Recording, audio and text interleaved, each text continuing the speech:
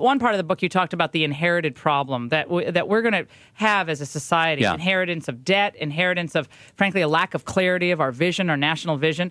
And on this Michelle Obama stuff, you and I have gone around on this a little bit. And I get what you say about obesity and we need to fight obesity. I agree with that. Yeah. My problem with what Michelle Obama is, it's not personal. I don't care who would be saying this, but it's unelected power, kind of using the position of First Lady to push legislation, Governor. Billions of dollars in legislation that basically redounds to the benefit of the SEIU, the big union, when we don't have the money. And that's my problem here. It's a top-down approach, which should be handled by families. No, I agree it should be handled by families, but the precedent of First Ladies getting involved in things that even go all the way to legislation is not without precedent. I mean, Republican First Ladies, whether it's Nancy Reagan pushing for the Just Say No campaign and putting more money into the idea of abstinence programs of drugs, Laura Bush for more libraries and for literacy programs that we spent more money on in the Department of Education. It's not unprecedented. I think that the issue, the bigger thing is to realize that there is a huge fiscal cost to the health issues that are related to childhood obesity, even a national security one. And one of the things that I point out in the book is that 75% of young people who are military age eligible cannot be recruited for the military because they don't meet the military's standards for weight. No, it's disturbing. And again, I think it's great. I'm a big fitness person, as you know, and I think talking about it is great. I think that the difference here, though, is kind of the use of her position to put all this pressure on Congress. And it becomes a bit of a personal issue. You can't defy the First Lady. You can't criticize the First Lady. Well, the First Lady is into policy now. I think it's fine to have the discussion, the debate. I would say this. $4.5 billion, Governor? We don't have the money. We are broke. No, but of all the things that we ought to be talking about, I think that the biggest things we ought to be talking about are the things that are costing us not billions but trillions.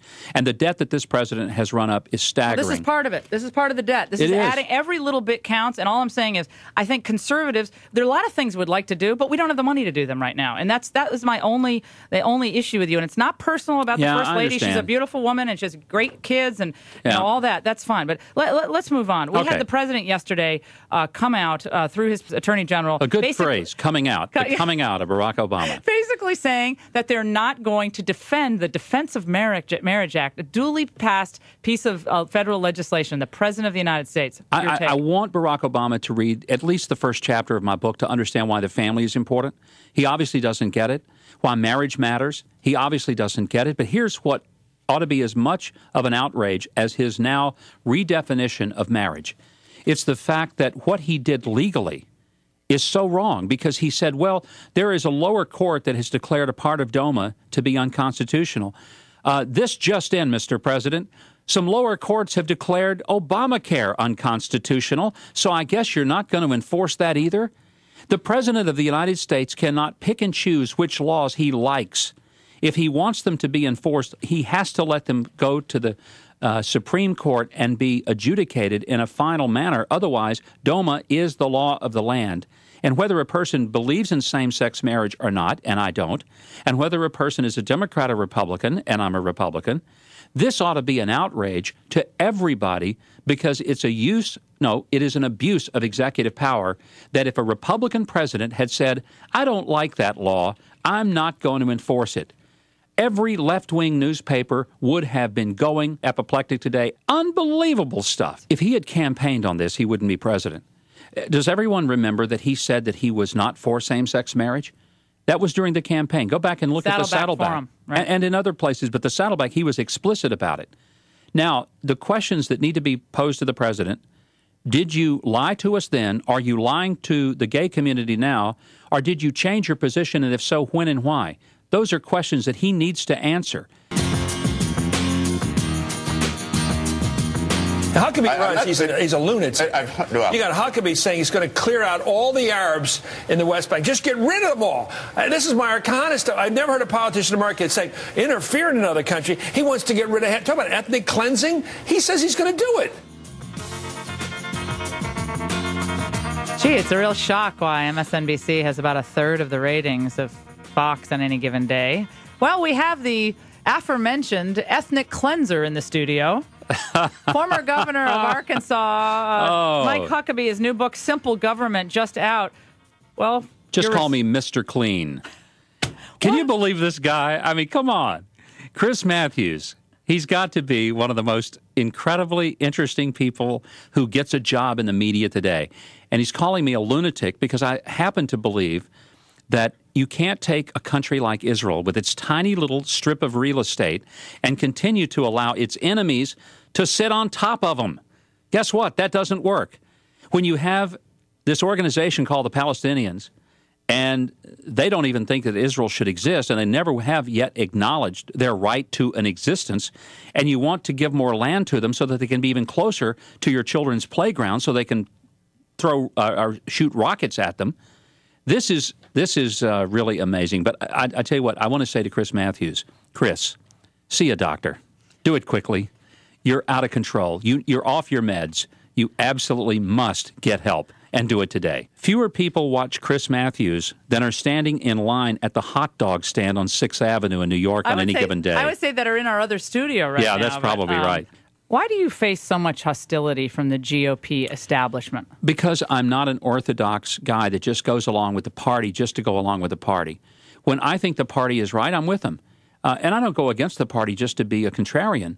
But, for example, I want to be able to be a thoughtful person who understands that the nuances of government require not a reflex, but reflection and action. Why did the George W. Bush administration end so badly? A lot of good people. And personally, I love George W. Bush. I thought he was a man of genuine conviction and principle. I think that there were a couple of big mistakes that they made. TARP, I believe, was a big mistake. I know a lot of people think that we had to do that. I hear all that. I think it was a huge mistake because it violated the basic principle that governments are not there to pick winners and losers in the marketplace. Governments are not there so that Uncle Sugar can bail out recklessly mismanaged companies. And what we've done, we've set America up for a long-term failure.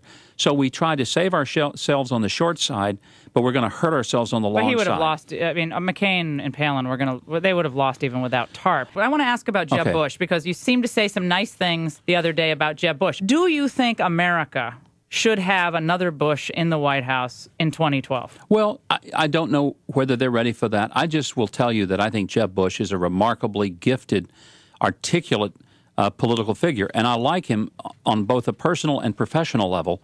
As a colleague in the governor ranks, I admired the fact that he was a person who not only had convictions, but stuck by them, and I thought he did a really outstanding job of managing Florida. There's nothing more establishment than the Bush name. There is absolutely nothing more establishment. And do you think he would support you? Probably not. You know, I mean, the reality is... The Bushes are not going to support you. No, I understand that. Right? I mean, they did not support me before.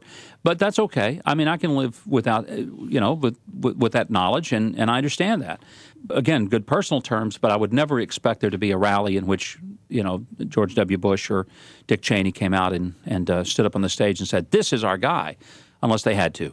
He's been meeting with others about a potential bipartisan move to push forward a path to citizenship. We've talked about this before, Governor. Is that what the Republican Party should be doing? No. Going back to the 2006, we tried that again, right? No. Party ripped apart. No, is that what he's doing that now? He's pushing that. That would be the worst thing that we put on the national stage. What we need to put on the national stage is true border security, which, by the way, I've seen it up close and personal. You know where? Israel. They put up a security fence. I flew over it on a helicopter, and I'm telling you something. Guess what? They don't have any more suicide bombers because they actually control their borders. What a novel idea. America ought to try that. So if you could give advice to Jeb Bush on this, you would say... Let's not talk about a path to anything other than to the front door where you will be met by immigration officers to make sure that you have a reason to come in. Because we don't want it's not that we're trying to keep people out who want to pick tomatoes and make beds at the hotel. It's that we want to keep people out who might come with a shoulder-mounted, nuclear-tipped RPG. And the fact that we have Hezbollah getting into Central America and into Mexico. It's unbelievable. 200 cells of Hezbollah being established in American cities. We're asking for trouble. I knew you were coming in. I thought, if let's say we take everything away from politics, okay, there's no politics involved. And just the reality show that I want to see is Huckabee and Romney in a fraternity house together. And you guys have to just live with each other for 2 weeks. Hey, you know what? I'm sure we could find a way. Share hair mousse? What the heck would you do there? I don't know. I wish I had enough hair to need mousse. Come on. You guys still fighting, or you like each other? No, the Politico, and God help them, they ran this story the other day that had to be the dumbest thing I've ever seen put on the internet. It said, Huckabee may run just to settle his grudge with Romney. And I thought, is that the stupidest thing you've ever heard, or what? No, that's that a pretty person dumb. would go through the machinations of running for president because he had some personal issue with another candidate. Come on, the evangelical and the Mormon together, one, I don't care that he's a Mormon. That's another myth. I'm just talking about the show, the reality show. Stay with me. But, Laura, that's been the myth, that there was some issue about the religion. The issue I had was whether or not he had positions that were consistent.